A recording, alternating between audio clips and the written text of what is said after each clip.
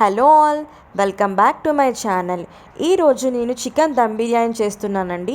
నేను 1 kg chicken తీసుకొని నీట్గా వాష్ చేసుకున్నానండి. తర్వాత 3 స్పూన్స్ ఆఫ్ కారం పొడి, 2 స్పూన్స్ ఆఫ్ ధనియాల పొడి, పెరుగు, కొద్దిగా చికెన్ మసాలా, తర్వాత బిర్యానీ మసాలా, కొత్తిమీర, పుదీనా, అల్లం వెల్లుల్లి పేస్ట్, గరం మసాలా ఇవన్నీ వేసుకొని మ్యారినేట్ చేసుకోవాలండి. చికెన్ని ఒక హాఫ్ అన్ అవర్ అన్నా కనీసం మ్యారినేట్ చేసుకోవాలి. తర్వాత నేను ఒక 3-4 ఉల్లిపాయలు తీసుకున్నానండి. తీసుకొని నీట్గా ఇలా పొడవుగా కట్ చేసుకున్నాను.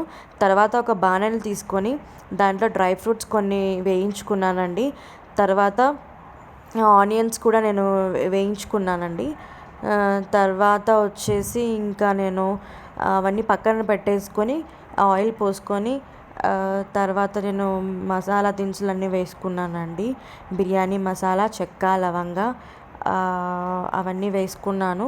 తర్వాత కొద్దిగా ఆనియన్స్ వేసుకొని మనం ముందుగా మ్యారినేట్ చేసుకున్నాం కదండి, ఆ చికెన్ తీసుకొచ్చి దీంట్లో వేయాలండి. బాగా ఒక 15 మినిట్స్ దాకా బాగా ఉడకబెట్టుకోవాలి, ముక్క మెత్తగా అయ్యేంత వరకు. తర్వాత నేను ఒక 3 కప్స్ ఆఫ్ రైస్ తీసుకున్నానండి, పక్కన సపరేట్గా ఉడకబెట్టుకున్నాను. బిర్యానీ మసాలాలు, కొద్దిగా కొత్తిమీర, పుదీనా వేసుకున్నాను. తర్వాత ఈ చికెన్ మనకు ఉడికిన తర్వాత లేయర్స్ లాగా వేసుకోవాలండి ఆ రైస్ తీసుకెళ్ళి దాంట్లో. తర్వాత మనము వేపుకున్నాం కదా డ్రై ఫ్రూట్స్, తర్వాత ఆనియన్స్, అవి పైన నీట్గా చేసుకొని నేను ఇంకా దమ్ పెట్టుకున్నానండి. అది ఎలాగో ప్రాసెస్ అంతా మనం వీడియోలో చూసేద్దాం.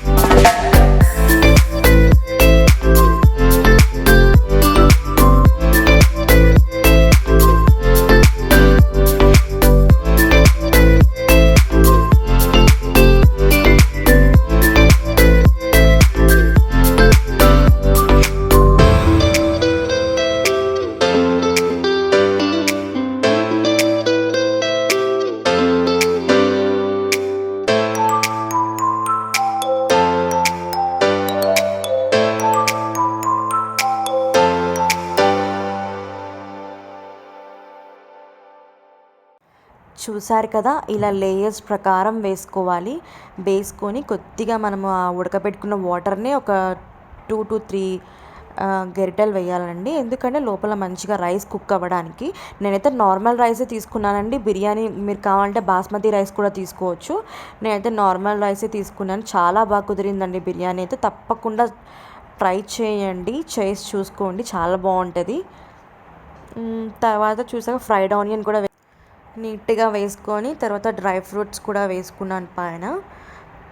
కొద్దిగా తర్వాత కొత్తిమీర, పుదీనా అన్నీ వేసుకోవాలి. తర్వాత ఫుడ్ కలర్ కూడా యాడ్ చేసుకోవచ్చు అండి. నేనైతే ఈసారి యాడ్ చేయలేదు. ప్రతిసారి అంత మంచిది కాదని అనుకొని నేనైతే యాడ్ చేయలేదండి. మీరైతే మీకు కావాలంటే మీరు యాడ్ చేసుకోవచ్చు. అంతే అండి, కాసేపు అలా దమ్ వదిలేయాలి, బయటికి గాలి రాకుండా. చూడండి ఆ ప్రాసెస్ అంతా ఎలాగో.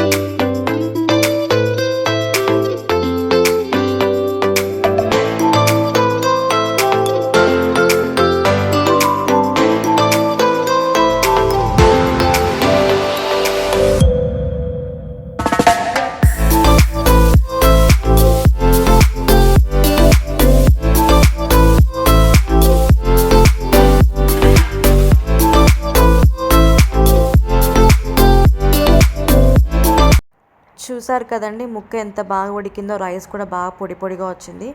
బిర్యానీ అయితే చాలా టేస్టీగా ఉన్నిందండి. మీరు కూడా ట్రై చేయండి. మీకు కనుక నా ఛానల్ నచ్చినట్టయితే ప్లీజ్ సబ్స్క్రైబ్ చేసుకోండి.